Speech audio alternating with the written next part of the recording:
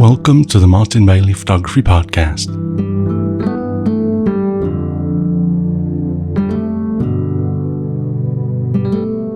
It's September 24, 2020, and this is episode 719. Long-time listeners will know that I like to do a tribute to lenses that I've let go in the process of upgrading my kit, and today we're going to continue that tradition with a tribute to my 100 to 400mm Mark II lens that I part exchanged for the RF 100 to 500mm lens recently. Call me sentimental or soft, but although I don't necessarily mollycoddle my gear, I do become attached to it and feel that I need to give them a bit of a send-off. The process always starts with me selecting all images in my finals collection in Capture One Pro and then filtering out images created with the lens in question. With telephoto lenses that support the use of extenders, I include the extenders in my filter as well to ensure that I get everything.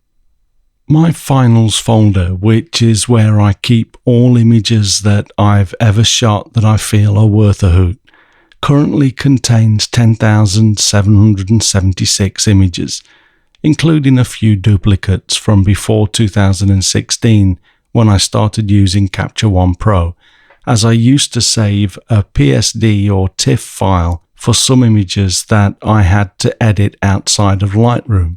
Of that 10,776 images, I found that 3,320 of them were shot with my 100 to 400mm Mark II lens.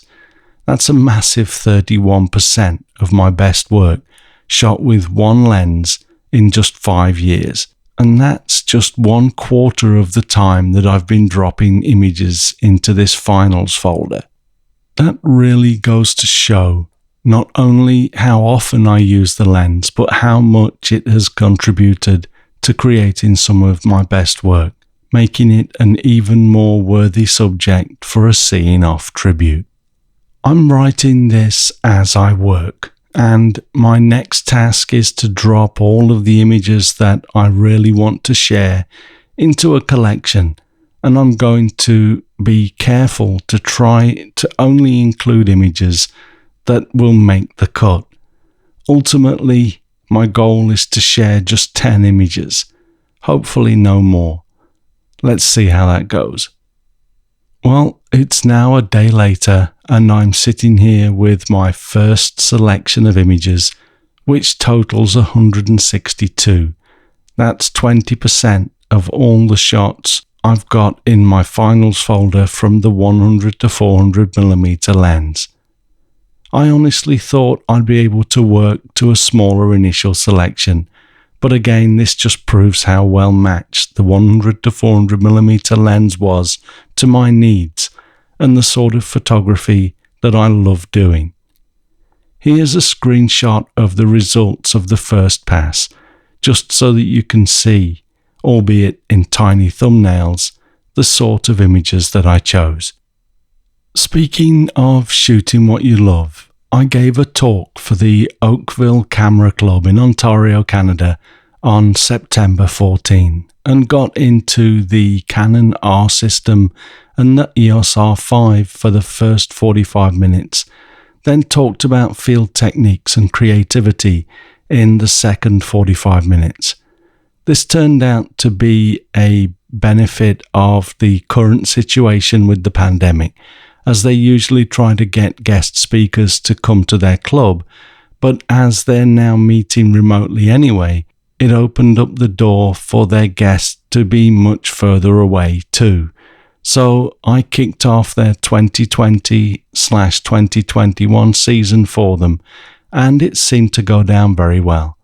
You'll need some budget, but if you would like me to talk for your camera club as well, please drop me a line with the contact form at the website, or you can use the short link mbp.ac/contact and we can hopefully set something up.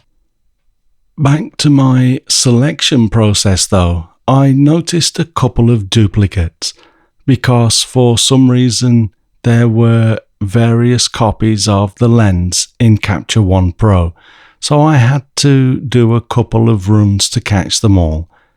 I also have a better idea of what I have now, so 2 more quick passes left me with 56 images, almost a third of what I had. But then it starts to get difficult. These are my favorites from a selection of favorites. I started to use my primal response to the images as I went through a few more passes, literally just trying to sense the slightest increase or decrease in my response to an image as I flicked back and forth. This is a surprisingly effective way to cull images when you're up against a tight deadline or a small number of images to work to. We want to leave images in for various reasons, but the heart doesn't lie. Overthinking the reason for wanting to leave an image in the selection doesn't lead to a good final decision. At the end of the day, the selection has to come from the heart to be truly ours. So I let my heart decide for a number of passes, and now I'm down to the 18 images that you can see in this next screenshot. As you can see, it's a healthy mix of landscape and wildlife work, as I used my 100 to 400mm pretty much like I used to use the 70 to 200mm lens before that. I also had the original pump action 100 to 400mm, but I did not include that in this selection. I have always found the 100 to 400mm range incredibly versatile though, and that just got even more versatile with the release of the 100 to 500mm in roughly the same size and weight. So I'm really enjoying using it. As I write, it is now a day after I started this exercise, and I've still not got my final selection, so it's time to get really ruthless. I should note though that this is my way of kind of mourning the lenses that I've let go. It lives on in the hands of a new user, but to me, I have to pay my respects, and this is how I do it. Okay, so this breaks my heart, but I have to let go of the breaching whale shot. I want to keep it in because it's one of the best whale shots I have, but artistically, it doesn't hold its own against the other images. The cute, fluffy, long-tailed tit shot can go too. It's cute, but sacrifices have to be made. I still have 3 Stellar's Sea Eagle shots in the pack, so the 2 over water can go, as much as I like them. I am really happy with the one from this last season shot from the side. The stitched pano of the summer trees in the mist from the Shiga Highlands can go too. I just felt a slight dip as it came onto the screen. The same for the ice on the beach shot from Iceland. See ya. And it's goodbye for now to the cheetah family under the tree. A definite favourite, but something has to go. I'm now left with 11 images, which is the last one of my lined up children to shoot. Okay, it's the yawning lion that goes. There, we have our 10. And another week has passed since I wrote the last paragraph, as I decided to quickly create and release last week's post before this one. And I have been working really hard to get the final touches into our photographer's friend update, which is now almost done, but it meant putting this post on the back burner for a week. Here though is a gallery of my final 10 images, selected from the 3,320 images that were in my finals folder shot with the 100 to 400mm Mark II lens. As excited as I am to welcome in the era of the RF lenses, it kind of saddens me to see most of my EF lenses go recently. The EF mount has spanned more than 30 years and was already being used by Canon when I bought my first Canon camera in 1991, and it definitely was a big part of bringing me to this point as a photographer. I'm looking forward to seeing what the cameras and lenses using the RF mount will bring, and wonder if this mount will be around in another 30 years, or if the pace of change has sped up to the point where the cycles will get a little shorter. I hope not, as I really do think the RF mount is an incredible piece of engineering, and I'd like to see it stick around for a good while to come. Anyway, I have embedded the 10 images in my final selection in a gallery on the website, and if you're not already there, please go to mbp.ac/719 and click on the first image to open up a lightbox, and then take a quick skim through them. The image quality from both my EOS 5DSR and the EOS R, which most of these were shot with, is beautiful, and of course the light travelled through the elements of the 100 to 400mm lens to get to my sensor.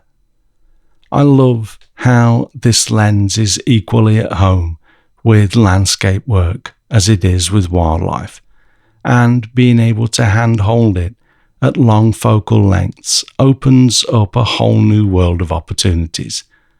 As I look through these images, the smell of the cold air in Hokkaido or the brisk air of Iceland and the dusty, dry air of Namibia all come flooding back to me. The world is a different place now compared to just 8 months ago when I photographed the Steller's sea eagle that you'll see in this gallery. I long to get back out in the field, and I hope that it won't be much longer before borders start to open up again. Japan is just now opening up its borders for long-term travellers, but we still don't know if next year's winter tours are going to be possible or not. I'm keeping a very close eye on the situation, as you can imagine. For now, I'm going to push this out and get back to my development work. I've gone ahead and created a depth of field calculator that works independently on the Apple Watch, and that will be part of the Pro upgrade that I'm adding as an in-app purchase, and it's working great. There are now just a few things to finalize, and I'm hoping to get it all done within the next week or so. Down Periscope. Thanks very much for listening today. If you enjoy this podcast, please share a link with your friends. Subscribe in iTunes or your favorite podcast program to ensure uninterrupted delivery. If you have a moment to rate this podcast or leave us a review in iTunes, that helps to keep us relevant in the huge number of podcasts out there now. You can find me on Instagram, Facebook, Twitter, and LinkedIn, and links to everything that I'm up to are at martinbaileyphotography.com, so do drop by and take a look. I'll be back next week with another episode, but in the meantime, you take care and have a great week, whatever you're doing. Bye-bye.